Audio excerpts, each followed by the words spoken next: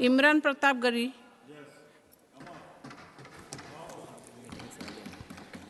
Ma'am, मैं प्रधानमंत्री जी की। इमरान जी, you have 5 minutes.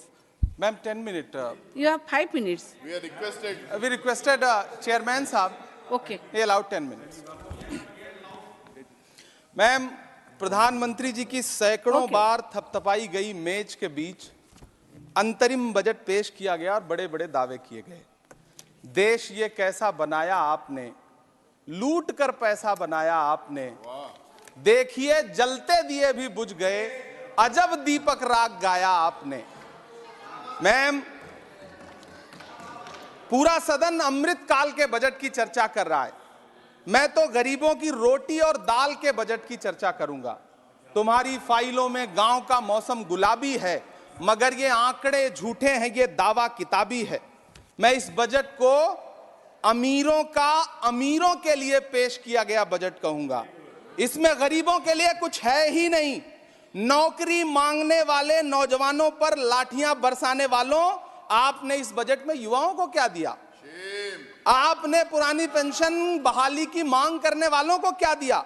सालों से अपने लिए छत तलाश रहे लोगों को आपने इस बजट में क्या दिया? और फिर आपको पूरी उम्मीद है कि पूरा देश आपके इस पेश किए गए बजट पे लहालोट हो जाए, तालियां पीटे, मंगल गान गाए।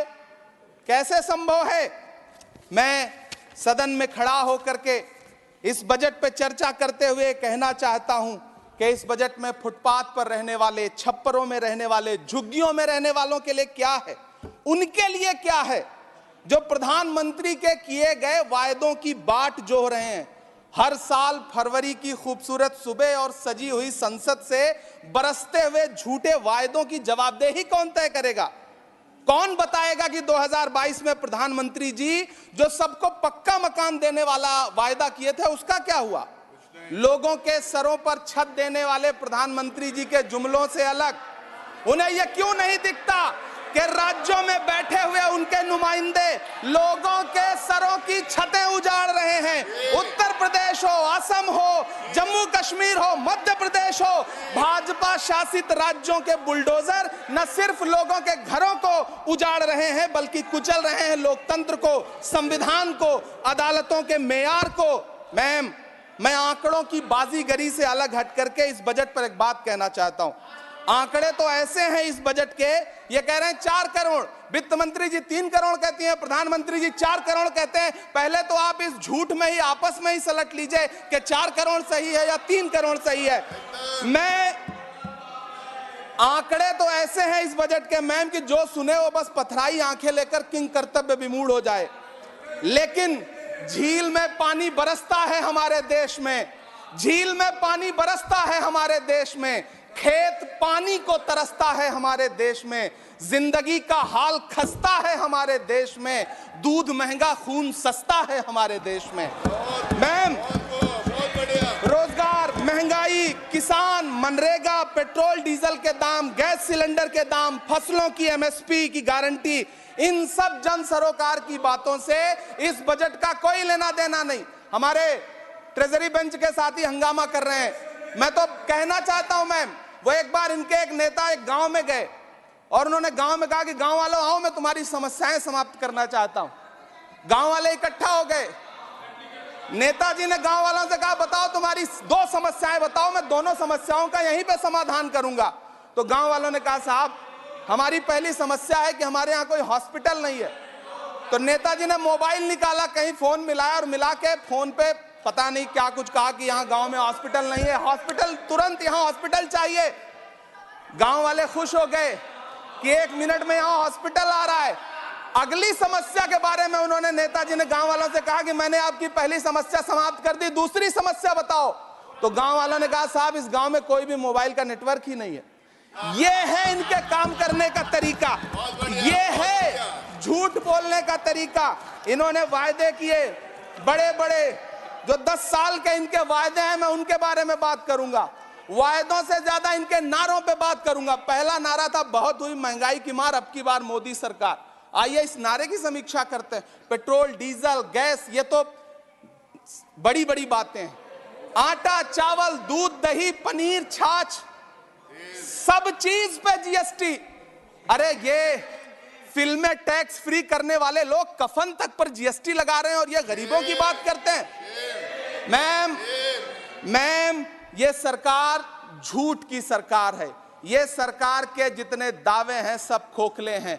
आज प्रधानमंत्री जी कह रहे थे सबका साथ सबका विकास। ये कैसा सबका साथ सबका विकास है कि मौलाना आजाद नेशनल फेलोशिप आपने बंद कर दी, आपने माइनॉरिटी डिपार्टमेंट का बजट घटा दिया। आप कह रहे हैं सबका साथ सबका विकास। आप बात करते हैं बेटी बचाओ बेटी पढ़ाओ। हमारी आंखें हाथरस से लेकर कठुआ से लेकर के और देश की जंतर मंतर की सड़क वो देख रहे हैं जब हमारी ओलंपिक पदक लाने वाली बेटियों को प्रधानमंत्री की चौखट पे अपना मेडल रख देना पड़ रहा है। इससे शर्मनाक क्या हो सकता है।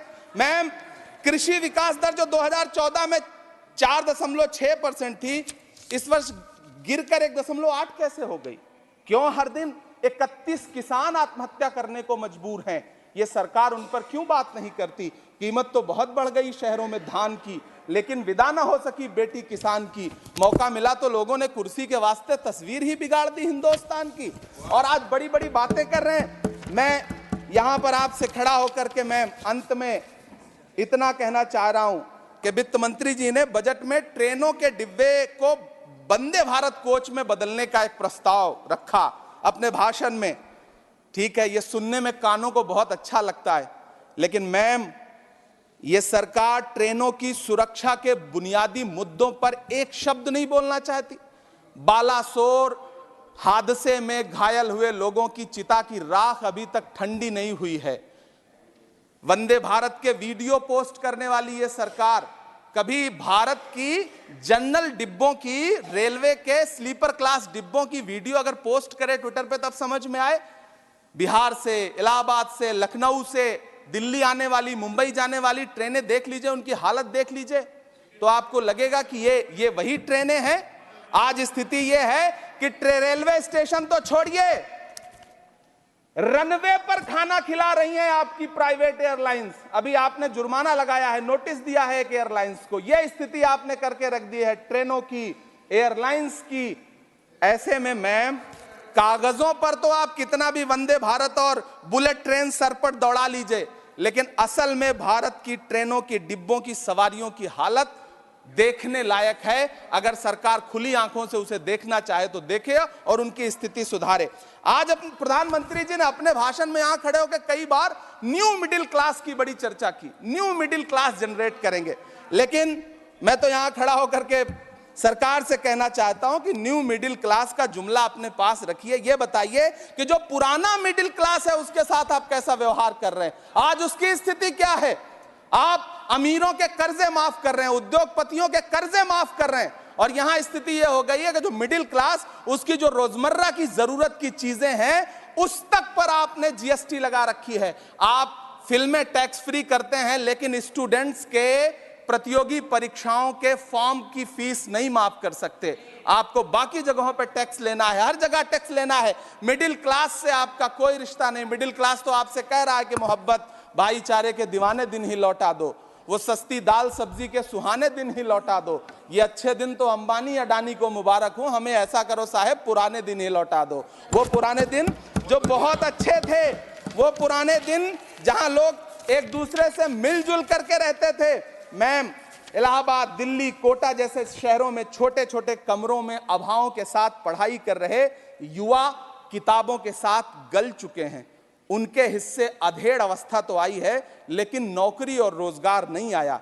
हर साल 2 करोड़ नौकरियां देने का दावा करने वाली ये सरकार 10 साल में युवाओं को नौकरियां नहीं दे पा रही है। 20 करोड़ नौकरियों का बोझ है इस सरकार के कंधे पर, और 2024 में देश देखेगा कि उन्हीं 20 करोड़ नौकरियों के बोझ तले दबकर बैठ जाएगी ये सरकार। ये देश देखेगा, क्योंकि जिस ओर जवानी चलती है उस ओर जमाना चलता है। देश का युवा नाराज है, देश का युवा गुस्से में है। ऐसे में उसकी पीड़ा को इस बजट में कहीं भी आवाज देने की कोशिश नहीं की गई। मैं आपके बीच खड़ा हूं, मैं तो वित्त मंत्री जी का भाषण सुन रहा था। यह कहा जा रहा था ये अमृत काल का बजट है, ये अमृत काल का बजट है।